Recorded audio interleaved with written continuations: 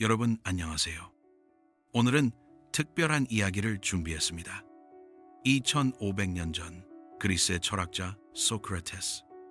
그는 단 한 권의 책도 쓰지 않았지만 인류 역사상 가장 위대한 스승으로 불립니다. 그의 무기는 단 하나, 바로 질문이었습니다. 소크라테스는 끊임없이 질문했습니다. 권력자에게, 지식인에게, 평범한 시민에게. 그것이 정말 옳습니까? 그 이유가 무엇입니까? 다른 가능성은 없습니까? 그의 질문은 사람들을 불편하게 만들었습니다. 당연하게 여기던 생각들이 흔들렸고 확신했던 것들이 의심스러워졌습니다. 결국 그는 젊은이들을 타락시킨다는 죄목으로 사형을 당했습니다. 하지만 죽음 앞에서도 그는 자신의 신념을 굽히지 않았습니다. 그가 남긴 질문의 힘은 오늘날에도 살아 숨쉬고 있습니다. 지금부터 소크라테스가 알려주는 질문의 힘 10가지를 함께 알아보겠습니다. 이 영상을 끝까지 보시면 여러분의 생각하는 방식이 완전히 달라질 것입니다. 그리고 생각이 바뀌면 인생이 바뀝니다. 자, 그럼 시작하겠습니다. 첫 번째는 왜? 라고 묻는 힘입니다. 우리는 많은 것을 당연하게 받아들이며 살아갑니다. 부모님이 시키는 대로, 사회가 요구하는 대로, 주변 사람들이 하는 대로 따라갑니다. 하지만 소크라테스는 달랐습니다. 그는 모든 것에 왜? 라고 물었습니다. 어느 날, 한 정치인이 자랑스럽게 말했습니다. 나는 정의로운 사람이요. 소크라테스가 물었습니다. 정의가 무엇입니까? 정치인이 대답했습니다. 강한 자가 다스리는 것이 정의입니다. 소크라테스가 다시 물었습니다. 그럼 왜 강한 자가 다스리는 것이 정의입니까? 강한 자가 항상 옳습니까? 강한 자가 잘못된 결정을 내리면 그것도 정의입니까? 정치인은 대답하지 못했습니다. 당연하다고 생각했던 것이 사실은 당연하지 않았던 겁니다. 이것이 바로 왜? 라고 묻는 힘입니다. 우리 삶에도 이런 순간들이 많습니다. 대학은 꼭 가야 해. 왜요? 결혼은 30대 전에 해야 해. 왜요? 좋은 직장에 다녀야 성공한 거야. 왜요? 이런 질문을 하기 시작하면 보이지 않던 것들이 보입니다. 나만의 답을 찾을 수 있습니다. 물론 처음에는 불편합니다. 주변 사람들도 이상하게 볼 수 있습니다. 왜 그런 걸 물어? 그냥 다들 그렇게 하잖아. 하지만 소크라테스는 말합니다. 검토되지 않은 삶은 살 가치가 없다. 왜? 라고 묻지 않으면 우리는 남의 인생을 사는 겁니다. 내 인생의 주인공이 되려면 질문해야 합니다. 오늘부터 시작해 보세요. 당연하게 여기던 것들에 왜? 라고 물어보세요. 나는 왜 이 일을 하고 있지? 나는 왜 이 관계를 유지하고 있지? 나는 왜 이렇게 살고 있지? 이 질문들이 불편하다면 그것은 좋은 신호입니다. 변화가 필요하다는 신호니까요. 왜? 라고 묻는 순간 생각이 깊어집니다. 생각이 깊어지면 선택이 현명해집니다. 선택이 현명해지면 인생이 달라집니다. 이것이 소크라테스가 알려주는 첫 번째 질문의 힘입니다. 두 번째는 가정을 의심하는 질문입니다. 우리는 많은 가정 위에서 살아갑니다. 이것은 당연히 이럴 거야. 저 사람은 분명 저럴 거야. 하지만 이 가정들이 틀렸다면 우리의 판단도, 결정도, 인생도 틀어지는 겁니다. 소크라테스는 모든 가정을 의심했습니다. 한 번은 유명한 선생이 이렇게 말했습니다. 덕은 가르칠 수 있습니다. 소크라테스가 물었습니다. 정말 그렇습니까? 만약 덕을 가르칠 수 있다면 왜 훌륭한 아버지의 아들이 늘 훌륭하지는 않습니까? 선생은 당황했습니다. 당연하다고 생각했던 가정이 흔들린 겁니다. 이런 질문은 오늘날에도 강력합니다. 예를 들어봅시다. 직장에서 상사가 말합니다. 이 프로젝트는 반드시 성공할 거야. 여기엔 가정이 숨어 있습니다. 시장이 변하지 않을 거야. 경쟁사가 나타나지 않을 거야. 우리 팀이 문제없이 일할 거야. 소크라테스라면 이렇게 물을 겁니다. 만약 시장이 바뀐다면? 만약 예상치 못한 변수가 생긴다면? 만약 우리의 전제가 틀렸다면? 이런 질문이 불편할 수 있습니다. 왜 부정적으로 생각해? 왜 의심만 해? 하지만 이것은 부정이 아닙니다. 준비입니다. 가정을 의심하면 리스크를 미리 발견할 수 있습니다. 문제가 생기기 전에 대비할 수 있습니다. 일상에서도 마찬가지입니다. 우리 아이는 공부를 잘해야 행복할 거야. 정말 그럴까요? 아이가 원하는 게 정말 공부일까요? 돈만 많으면 나는 행복할 거야. 정말 그럴까요? 돈이 많은데도 불행한 사람은 없을까요? 나이 들면 누구나 외로워. 정말 그럴까요? 나이 들어도 행복한 사람은 없을까요? 가정을 의심하는 질문은 우리를 현실로 데려옵니다. 착각에서 깨어나게 합니다. 소크라테스는 이렇게 말했습니다. 내가 아는 것은 내가 아무것도 모른다는 것뿐이다. 이것은 겸손이 아닙니다. 지혜입니다. 내가 알고 있다고 확신하는 순간 우리는 배움을 멈춥니다. 내가 모를 수도 있다고 인정하는 순간 우리는 성장합니다. 오늘 한번 해보세요. 여러분이 확신하는 것 하나를 골라보세요. 그리고 물어보세요. 이것이 정말 맞나? 다른 가능성은 없나? 내가 놓치고 있는 게 있나? 처음에는 불안할 수 있습니다. 확신이 흔들리니까요. 하지만 이 불안을 견디세요. 그 너머에 진짜 답이 있습니다. 가정을 의심하는 질문. 이것이 소크라테스가 알려주는 두 번째 질문의 힘입니다. 세 번째는 반대 관점을 묻는 질문입니다. 우리는 대부분 한 방향으로만 생각합니다. 내 입장, 내 경험, 내 관점에서만 세상을 봅니다. 하지만 소크라테스는 항상 반대편을 봤습니다. 어느 날 한 사람이 소크라테스에게 말했습니다. 용기란 전쟁터에서 도망치지 않는 것입니다.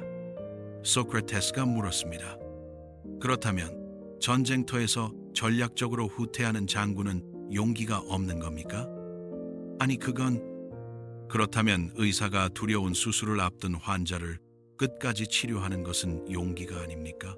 어머니가 아픈 아이를 밤새 돌보는 것은 용기가 아닙니까? 그제야 그 사람은 깨달았습니다. 용기를 너무 좁게 정의하고 있었다는 것을. 이것이 바로 반대 관점을 묻는 질문의 힘입니다. 우리 삶에도 이런 순간이 많습니다. 부부싸움을 할 때 내가 맞아, 저 사람이 틀렸어. 하지만 소크라테스라면 이렇게 물을 겁니다. 만약 상대방의 입장에서 보면 상대방은 왜 그렇게 행동했을까? 내가 놓치고 있는 상대의 감정은 뭘까? 이 질문을 하는 순간 싸움이 대화로 바뀝니다. 직장에서도 마찬가지입니다. 저 직원은 게으르고 무능해. 하지만 반대로 생각해보면 혹시 개인적인 어려움이 있는 건 아닐까? 혹시 내가 기대를 명확히 전달하지 않은 건 아닐까? 혹시 그 사람의 강점을 활용하지 못한 건 아닐까? 이렇게 묻는 순간 문제의 진짜 원인이 보입니다.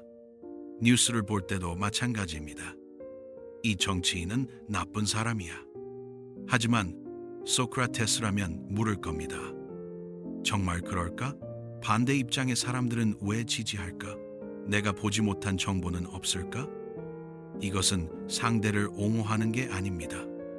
진실에 가까이 가는 겁니다.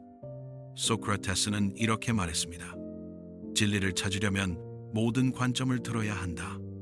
한쪽 이야기만 들으면 우리는 쉽게 속습니다. 양쪽 이야기를 들으면 우리는 현명해집니다. 실제로 연구 결과도 이것을 증명합니다.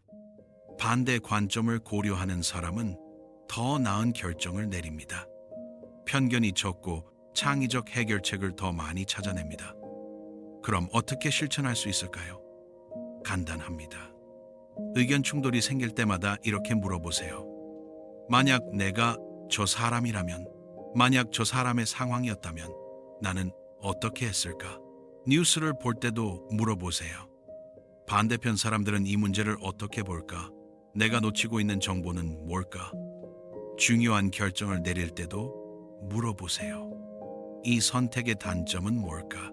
반대로 생각하면 어떻게 될까? 처음에는 어색할 수 있습니다. 나와 다른 관점을 상상하는 게 쉽지 않으니까요. 하지만 연습하면 됩니다. 점점 자연스러워집니다. 그리고 이렇게 생각하는 습관이 생기면 여러분의 세계가 넓어집니다. 흑백이 아닌 다양한 색깔이 보입니다. 반대 관점을 묻는 질문. 이것이 소크라테스가 알려주는 세 번째 질문의 힘입니다. 네 번째는 정의를 명확히 하는 질문입니다. 소크라테스는 끊임없이 물었습니다. 그게 정확히 무슨 뜻입니까? 우리는 많은 단어를 쓰지만 그 의미를 제대로 모르는 경우가 많습니다. 사랑, 정의, 행복, 성공. 이런 단어들을 쉽게 말하지만 정확히 뭘 의미하는지 설명하기는 어렵습니다. 소크라테스는 이 문제를 파고들었습니다.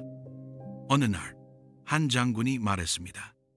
나는 용감한 사람이요. 소크라테스가 물었습니다. 용기가 무엇입니까? 용기는 위험 앞에서 두려워하지 않는 것이지. 그렇다면 무모함과 용기의 차이는 무엇입니까? 장군은 대답하지 못했습니다.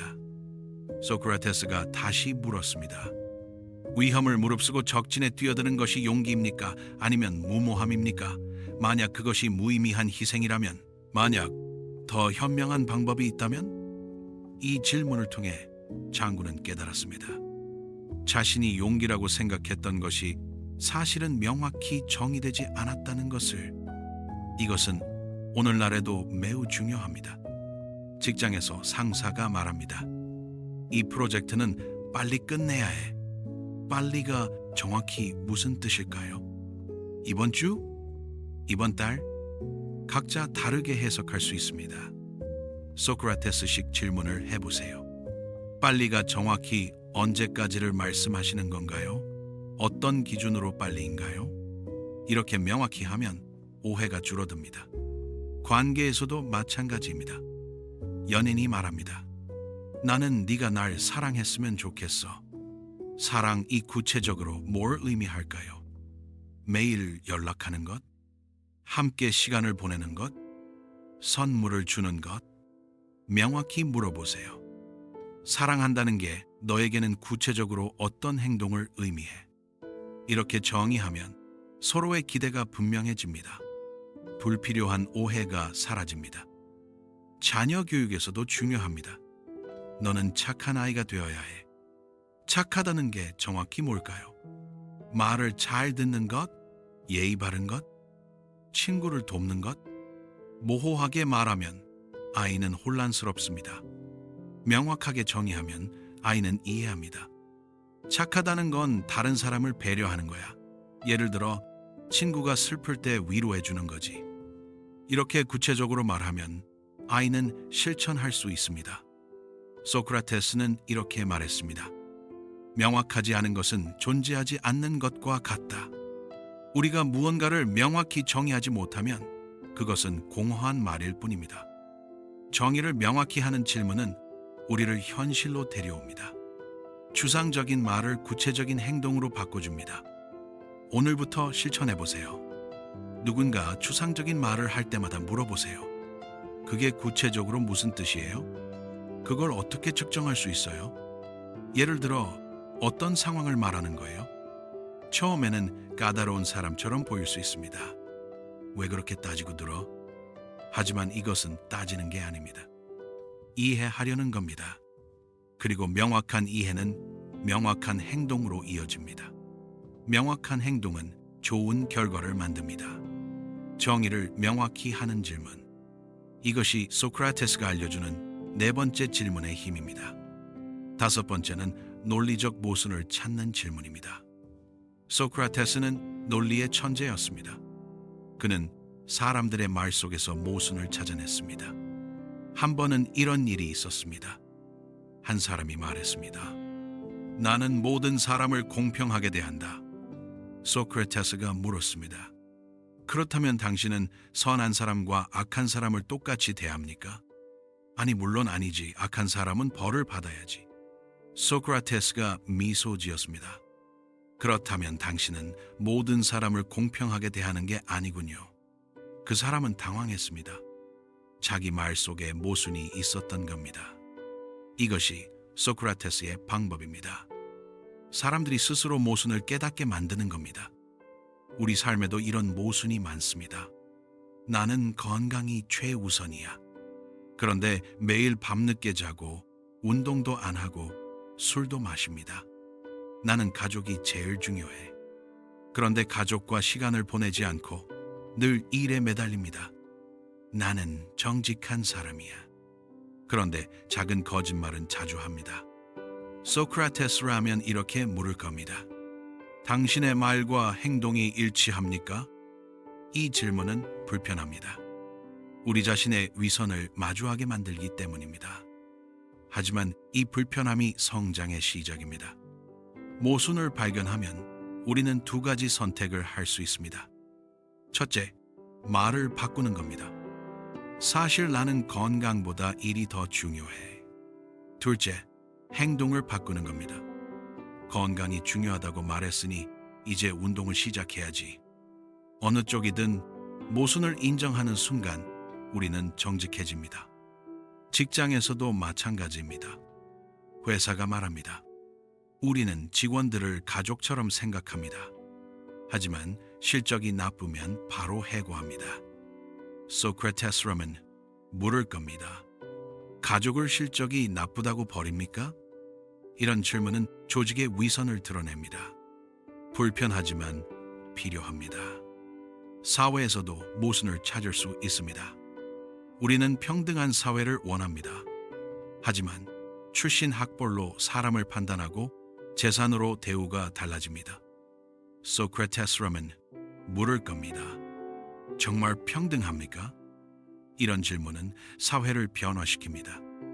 모순을 깨닫는 순간 개선이 시작됩니다. 그럼 어떻게 논리적 모순을 찾을 수 있을까요? 간단합니다. 첫째, 말을 주의 깊게 듣습니다. 둘째, 만약으로 시작하는 질문을 합니다. 만약 그렇다면 이것도 맞아야 하는데? 셋째, 예외를 찾습니다. 항상 그런가요? 모든 경우에 그런가요? 예를 들어 봅시다. 친구가 말합니다. 돈이 많으면 행복해질 거야. 질문해 보세요. 그럼 부자들은 모두 행복한가? 돈 많은데 불행한 사람은 왜 있지? 정치인이 말합니다. 저는 서민을 위한 정책을 펼치겠습니다. 질문해 보세요. 그럼 부자 증세에 찬성하시나요? 서민 복지 예산을 늘리실 건가요? 이렇게 질문하면 말과 행동의 일치 여부를 확인할 수 있습니다. 소크라테스는 이렇게 말했습니다.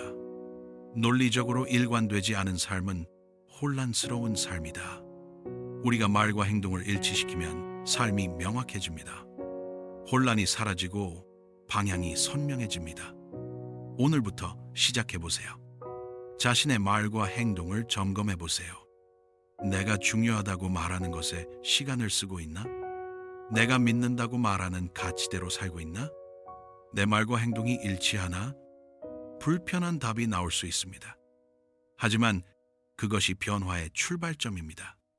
논리적 모순을 찾는 질문. 이것이 소크라테스가 알려주는 5번째 질문의 힘입니다. 6번째는 예외를 생각하는 질문입니다. 우리는 종종 일반화의 함정에 빠집니다. 모든, 항상, 절대, 다 같은 표현을 쉽게 사용하죠. 하지만 소크라테스는 이런 일반화를 의심했습니다. 어느 날 한 사람이 단정적으로 말했습니다. 모든 법은 지켜야 한다. 소크라테스가 물었습니다. 정말 모든 법입니까? 만약 법이 부당하다면? 만약 법이 사람을 해친다면? 글쎄, 그런 경우는. 그렇다면 모든 법을 지켜야 하는 건 아니군요. 이것이 예외를 생각하는 질문의 힘입니다. 절대적이라고 생각했던 것이 사실은 절대적이지 않다는 걸 깨닫게 합니다. 우리 삶에도 이런 절대적 표현이 많습니다. 아이들은 무조건 부모 말을 들어야 해. 정말 무조건일까요? 부모가 틀렸을 때도? 부모가 아이에게 해로운 요구를 할 때도 나이 든 사람은 다 보수적이야. 정말 다 그럴까요? 진보적인 어르신은 없을까요? 성공하려면 반드시 명문대를 나와야 해. 정말 반드시일까요? 명문대 안 나와도 성공한 사람은 없을까요? 이런 질문을 하면 우리의 고정관념이 깨집니다. 소크라테스는 항상 예외를 찾았습니다. 그리고 그 예외를 통해 일반화의 한계를 보여줬습니다. 용기란 전쟁에서 싸우는 것이다. 소크라테스가 물었습니다. 그럼 질병과 싸우는 환자는 용감하지 않습니까? 가난과 싸우는 노동자는 용감하지 않습니까? 예외를 통해 용기의 정의가 더 넓어집니다. 직장에서도 마찬가지입니다. 좋은 직원은 항상 야근을 마다하지 않는다. 예외를 생각해 보세요. 효율적으로 일해서 야근이 필요 없는 직원은, 일과 삶의 균형을 유지하면서도 성과를 내는 직원은, 이렇게 생각하면 좋은 직원의 기준이 바뀝니다. 교육에서도 중요합니다. 공부 잘하는 아이가 성공한다. 예외를 생각해 보세요. 공부는 못해도 예술적 재능이 뛰어난 아이는, 공부는 못해도 사람을 잘 다루는 리더십이 있는 아이는, 예외를 인정하면 아이의 다양한 가능성을 볼 수 있습니다. 연애에서도 마찬가지입니다. 진짜 사랑하면 항상 함께 있고 싶어해. 예외를 생각해 보세요. 사랑하지만 각자의 시간이 필요한 커플은, 사랑하지만 서로의 독립성을 존중하는 관계는, 예외를 인정하면 사랑의 형태가 다양할 수 있다는 걸 받아들입니다. 소크라테스는 이렇게 말했습니다. 하나의 예외가 전체를 뒤집을 수 있다. 절대적이라고 생각한 규칙도 예외 하나로 무너질 수 있습니다. 그럼 어떻게 예외를 찾을 수 있을까요? 간단합니다. 누군가 모든, 항상, 절대, 다라는 표현을 쓰면 이렇게 물어보세요. 정말 항상 그런가요? 예외는 없나요? 다른 경우는 생각해 보셨나요? 예를 들어 봅시다. 친구가 말합니다. 결혼하면 다 행복해져. 질문해 보세요. 불행한 결혼 생활을 하는 사람은? 결혼 안 해도 행복한 사람은? 부모님이 말씀하십니다. 좋은 직장에 들어가야 안정적이야. 질문해 보세요. 좋은 직장에 다니다가 구조조정 당한 사람은? 프리랜서로 더 안정적인 삶을 사는 사람은? 이렇게 예외를 찾으면 세상이 더 복잡하게 보입니다. 흑백이 아닌 회색 지대가 보입니다. 처음에는 혼란스러울 수 있습니다. 확실한 답이 없어지니까요. 하지만 이것이 현실입니다. 세상은 원래 복잡합니다. 단순하게 생각하려는 것은 우리의 게으름입니다. 예외를 생각하는 습관은 우리를 유연하게 만듭니다. 고정관념에서 벗어나게 합니다. 그리고 유연한 사람이 더 현명합니다. 상황에 맞게 판단하고 다양한 가능성을 볼 수 있으니까요. 예외를 생각하는 질문. 이것이 소크라테스가 알려주는 6번째 질문의 힘입니다. 7번째는 결과를 예측하는 질문입니다. 소크라테스는 항상 미래를 생각했습니다. 만약 이렇게 한다면 어떤 일이 벌어질까? 많은 사람들이 순간의 감정으로 결정을 내립니다. 하지만 소크라테스는 달랐습니다. 그는 행동의 결과를 먼저 생각했습니다. 한 번은 아테네 사람들이 부당한 재판을 하려고 했습니다. 소크라테스가 물었습니다. 만약 이 재판이 통과된다면 어떤 일이 벌어질까요? 정의가 실현되겠지. 정말 그럴까요? 만약 부당한 판결이 선례가 된다면, 만약 다음엔 당신이 피고가 된다면? 사람들은 멈춰서서 생각했습니다. 결과를 예측하지 못했던 겁니다. 이것이 결과를 예측하는 질문의 힘입니다. 우리 삶에서도 이 질문이 중요합니다. 화가 나서 소리를 지르려는 순간 멈추고 물어보세요. 만약 내가 지금 소리를 지르면 어떤 일이 벌어질까? 상대방은 어떻게 느낄까? 우리 관계는 어떻게 될까? 나중에 후회하지 않을까? 이렇게 생각하면 충동적인 행동을 멈출 수 있습니다. 돈을 쓰려는 순간에도 마찬가지입니다. 만약 이걸 사면 내 통장 잔고는, 만약 다음 달에 급한 일이 생기면, 만약 이게 필요 없어지면, 결과를 예측하면 현명한 소비를 할 수 있습니다. 직장에서도 중요합니다. 상사가 무리한 요구를 합니다. 만약 이 일을 무리해서 끝내면 어떤 일이 벌어질까? 직원들의 사기는 어떻게 될까? 품질은 괜찮을까? 장기적으로 팀에 좋을까? 결과를 예측하면 단기적 이익보다 장기적 가치를 볼 수 있습니다. 자녀 교육에서도 마찬가지입니다. 아이를 혼내려는 순간, 만약 내가 지금 화를 내면 아이는 무엇을 배울까? 아이는 두려움을 느낄까? 반성을 할까? 우리 관계는 어떻게 될까? 결과를 예측하면 더 나은 교육 방법을 찾을 수 있습니다. 소크라테스 자신도 이 원칙을 따랐습니다. 그가 사형 선고를 받았을 때 친구들이 탈출을 도와주겠다고 했습니다. 하지만 소크라테스는 물었습니다. 만약 내가 탈출하면 어떤 일이 벌어질까? 법을 무시하는 선례를 만든다. 내 제자들에게 나쁜 본보기가 된다. 내 평생의 가르침을 부정하는 것이다. 그래서 그는 탈출을 거부했습니다. 결과를 예측하고 신념을 지킨 겁니다. 그럼 어떻게 결과를 예측할 수 있을까요? 간단합니다. 결정을 내리기 전에 3가지 질문을 하세요. 첫째, 단기적으로 어떤 결과가 나올까? 둘째, 장기적으로 어떤 결과가 나올까? 셋째, 최악의 경우는 무엇일까? 예를 들어봅시다. 직장을 옮기려고 합니다. 단기적 결과, 연봉이 오른다. 새로운 환경에 적응해야 한다. 장기적 결과, 경력이 다양해진다. 새로운 인맥을 쌓는다. 혹은 적응하지 못해 다시 이직할 수도 있다. 최악의 경우, 새 직장이 맞지 않아 퇴사한다. 이직이 잦아져 경력에 흠이 된다. 이렇게 예측하면 더 신중한 결정을 내릴 수 있습니다. 결혼을 하려고 합니다.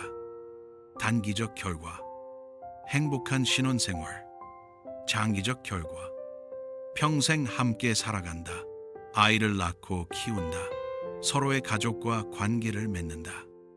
최악의 경우, 성격 차이로 갈등이 생긴다. 이혼하게 될 수도 있다. 이렇게 예측하면 결혼을 더 신중하게 준비할 수 있습니다. 소크라테스는 이렇게 말했습니다. 행동하기 전에 생각하라. 생각한 후에 행동하라. 충동적인 행동은 후회를 낳습니다. 신중한 행동은 지혜를 낳습니다. 결과를 예측하는 습관은 우리를 성숙하게 만듭니다. 감정이 아닌 이성으로 판단하게 합니다. 오늘부터 실천해 보세요. 중요한 결정을 내리기 전에 잠깐 멈추세요. 그리고 물어보세요. 만약 이렇게 한다면 어떤 결과가 나올까? 1년 후에는 어떻게 될까? 최악의 경우는 무엇일까? 이 질문들이 여러분을 후회로부터 보호해 줄 것입니다. 결과를 예측하는 질문. 이것이 소크라테스가 알려주는 7번째 질문의 힘입니다. 8번째는 자기 자신에게 묻는 질문입니다. 소크라테스는 남에게만 질문한 게 아닙니다. 그는 자기 자신에게도 끊임없이 질문했습니다. 나는 정말 지혜로운가? 나는 정의롭게 살고 있는가? 나는 진실을 말하고 있는가? 이것을 자기 성찰이라고 합니다. 소크라테스의 가장 유명한 말, 너 자신을 알라. 이것은 단순히 나를 아는 게 아닙니다. 나 자신에게 질문하고 답을 찾는 과정입니다. 우리는 남을 판단하는 데는 빠릅니다. 저 사람은 틀렸어. 저 사람은 나빠. 하지만 정작 나 자신을 돌아보는 데는 인색합니다. 소크라테스는 반대였습니다. 그는 늘 자신을 먼저 들여다봤습니다. 어느 날 소크라테스가 물었습니다. 나는 용기 있는 사람인가? 그리고 스스로 답했습니다. 위험 앞에서 두려워하지 않는가? 신념을 지키기 위해 불이익을 감수하는가? 진실을 말할 용기가 있는가? 이렇게 자문자답하며 그는 자신을 깊이 이해했습니다. 우리도 이렇게 해야 합니다. 매일 밤 잠들기 전에 자신에게 물어보세요. 오늘 나는 정직했나? 오늘 나는 친절했나? 오늘 나는 최선을 다했나? 오늘 나는 후회할 행동을 하지 않았나? 처음에는 불편할 수 있습니다. 부끄러운 순간들이 떠오를 테니까요. 하지만 이 불편함을 피하지 마세요. 이것이 성장의 씨앗입니다. 직장에서도 자기 자신에게 질문하세요. 나는 이 일을 왜 하고 있나? 나는 내 능력을 제대로 발휘하고 있나? 나는 동료들에게 좋은 영향을 주고 있나? 나는 이 회사에서 성장하고 있나? 이런 질문들이 여러분의 방향을 잡아줍니다. 관계에서도 마찬가지입니다. 나는 상대방을 존중하고 있나? 나는 진심으로 대하고 있나? 나는 상대방의 말을 경청하고 있나? 나는 관계를 위해 노력하고 있나? 이런 질문들이 관계를 건강하게 유지시킵니다. 소크라테스는 죽기 직전에도 자신에게 물었습니다. 나는 올바르게 살았는가? 나는 신념을 지켰는가? 나는 후회 없이 죽을 수 있는가? 그리고 그는 답했습니다. 그렇다. 그래서 그는 평온하게 독배를 마실 수 있었습니다. 자기 자신에게 떳떳했기 때문입니다. 우리도 그렇게 살아야 합니다. 매일 자신에게 질문하고 정직하게 답하세요. 그럼 구체적으로 어떤 질문을 할 수 있을까요? 아침에 일어나서 오늘 나는 어떤 사람이 되고 싶은가? 오늘 나는 무엇을 이루고 싶은가? 오늘 나는 어떤 가치를 실천하고 싶은가? 저녁에 잠들기 전 오늘 나는 내가 원하는 사람이었나? 오늘 나는 무엇을 이뤘나? 오늘 나는 어떤 실수를 했나? 내일은 어떻게 개선할 수 있나? 이런 질문을 매일 하면 여러분은 조금씩 성장합니다. 소크라테스는 이렇게 말했습니다. 성찰하지 않는 삶은 살 가치가 없다. 자기 자신을 돌아보지 않으면 우리는 그저 흘러가는 대로 살 뿐입니다. 하지만 자기 자신에게 질문하면 우리는 주도적으로 삽니다. 내 인생의 주인공이 됩니다. 오늘 밤부터 시작해보세요. 조용히 앉아서 자신에게 물어보세요. 나는 누구인가? 나는 어떻게 살고 싶은가? 나는 지금 올바른 길을 가고 있나? 이 질문들이 여러분의 삶을 바꿀 것입니다. 자기 자신에게 묻는 질문. 이것이 소크라테스가 알려주는 8번째 질문의 힘입니다.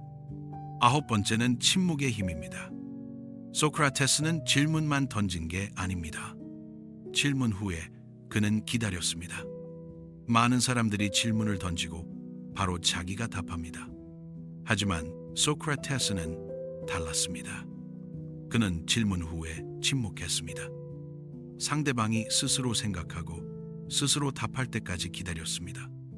이것이 진짜 대화입니다. 어느 날 소크라테스가 젊은이에게 물었습니다. 정의란 무엇인가? 젊은이가 당황했습니다. 소크라테스는 기다렸습니다. 한참의 침묵. 젊은이가 말했습니다. 글쎄요, 정의란. 소크라테스는 또 기다렸습니다. 젊은이가 다시 생각했습니다. 그리고 더 깊은 답을 내놓았습니다. 이것이 침묵의 힘입니다. 상대방에게 생각할 시간을 주는 겁니다. 우리는 너무 빨리 말합니다. 질문하고 1초도 안 돼서 우리가 답합니다. 너 숙제했어? 아이가 대답하기도 전에 안 했지, 빨리 해. 오늘 어땠어? 상대가 대답하기도 전에 나는 말이야. 이렇게 하면 진짜 대화가 이루어지지 않습니다. 소크라테스식으로 해보세요. 질문하고 기다리세요. 3초, 5초, 때로는 10초도 기다리세요.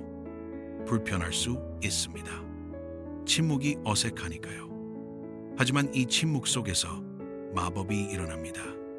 상대방이 생각합니다. 자신의 진짜 마음을 들여다봅니다. 그리고 진심을 말합니다. 직장에서도 마찬가지입니다. 회의 중에 질문을 던집니다. 이 문제를 어떻게 해결할 수 있을까요? 그리고 기다리세요. 바로 답을 주지 마세요. 처음에는 아무도 말하지 않을 수 있습니다. 침묵이 흐를 수 있습니다. 하지만 조금만 기다리면 누군가 입을 엽니다. 그리고 좋은 아이디어가 나옵니다. 자녀와의 대화에서도 중요합니다. 학교에서 무슨 일 있었어? 아이가 그냥 이라고 말합니다. 여기서 포기하지 마세요. 기다리세요. 아이를 바라보며 조용히 기다리세요. 그러면 아이가 천천히 입을 엽니다. 사실은 오늘 침묵이 아이에게 안전함을 줍니다. 재촉하지 않는다는 신호를 보내는 겁니다. 연인과의 대화도 마찬가지입니다. 무슨 생각해? 바로 다른 말을 하지 마세요. 기다리세요. 상대방이 자기 감정을 정리할 시간을 주세요. 그러면 더 깊은 대화가 이루어집니다. 소크라테스는 이렇게 말했습니다. 지혜로운 사람은 말하기 전에 생각한다. 침묵은 생각할 시간을 줍니다. 우리 자신에게도 상대방에게도 현대사회는 침묵을 견디지 못합니다. 항상 무언가 소리가 있어야 합니다. TV, 라디오, 스마트폰. 하지만 진짜 깊은 생각은 침묵 속에서 일어납니다. 오늘부터 실천해 보세요. 질문하고 기다리세요. 상대방의 눈을 보며 조용히 기다리세요. 불편함을 견디세요. 그리고 상대방이 말할 때까지 기다리세요. 처음에는 어색할 것입니다. 왜 아무 말도 안 해? 하지만 계속하면 상대방도 익숙해집니다. 그리고 더 깊은 대화를 나누게 됩니다. 특히 중요한 대화에서는 더욱 그렇습니다. 너 지금 행복해? 이런 질문 후에는 반드시 기다리세요. 바로 답이 나오지 않을 수 있습니다. 하지만 기다리면 진심이 나옵니다. 소크라테스는 평생 이렇게 살았습니다.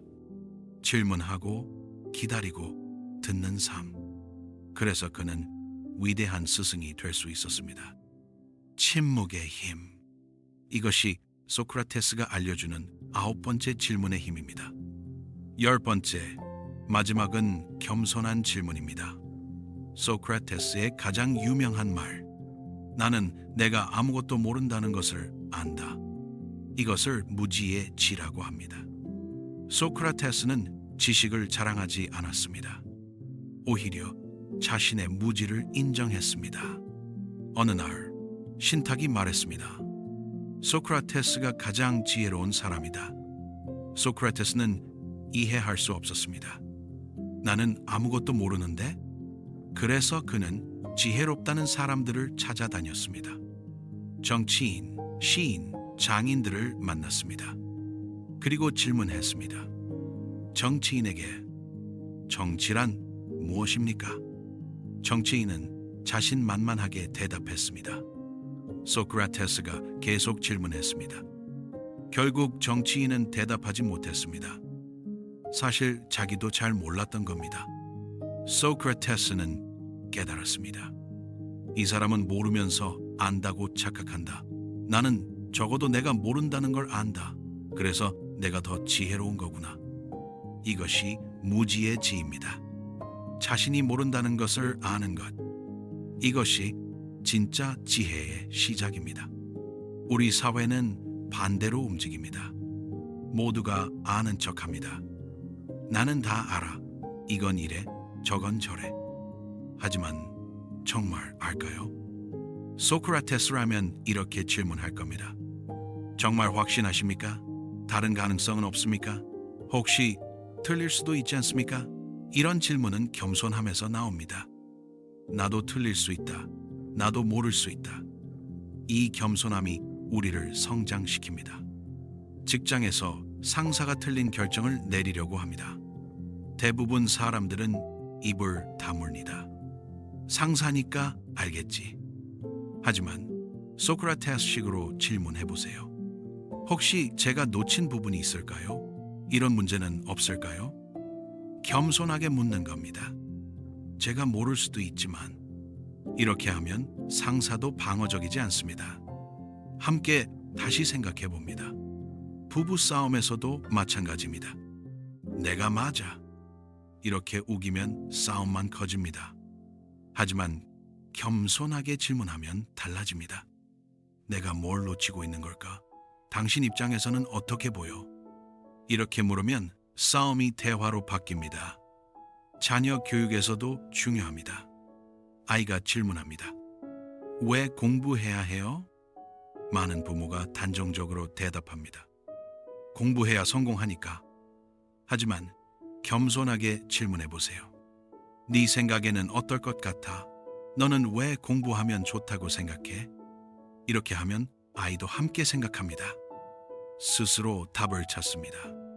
소크라테스는 이렇게 말했습니다. 나는 선생이 아니다.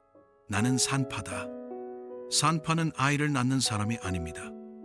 아이가 나오도록 돕는 사람입니다. 소크라테스도 그랬습니다. 답을 주지 않고 질문으로 상대가 스스로 답을 찾게 도왔습니다. 이것이 진짜 교육입니다. 겸손한 질문은 상대를 존중합니다. 당신도 지혜롭습니다. 함께 답을 찾읍시다. 오만한 질문은 상대를 무시합니다. 내가 맞고 당신이 틀렸습니다.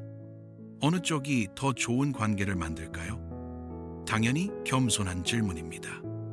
오늘부터 실천해 보세요. 내가 틀릴 수도 있어. 이 문장으로 시작하세요. 제가 잘 몰라서 그런데. 이렇게 질문하세요. 혹시 제가 놓친 게 있을까요? 이렇게 물어보세요. 처음에는 약해 보일 수 있습니다. 저 사람 자신감이 없나? 하지만 이것은 약함이 아닙니다. 강함입니다.